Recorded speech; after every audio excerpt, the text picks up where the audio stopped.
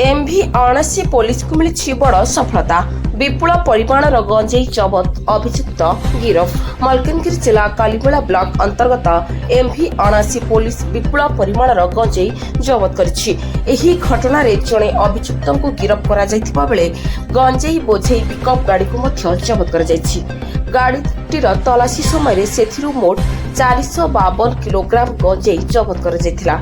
जबत गंजेई को अधिक लाभ आशारे आंध्र प्रदेश को चोरा चालाण करा जाउतबा प्राथमिक तदंतरु जଣା पड़िछि। एही घटना रे एमवी 80 ग्रामर सुब्रत विश्वाल बयस 43 को पुलिस गिरफ करिछि।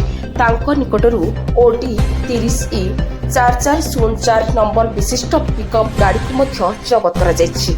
परे अभियुक्त को थाराକୁ आनी पचरा उचरा कराଯିबा परे केस नंबर 115/26 रे मामला रुजु करा जाई तांको कोर्ट चालाण करा जायछि बोली थाना अधिकारी सूचना दैछन्ति।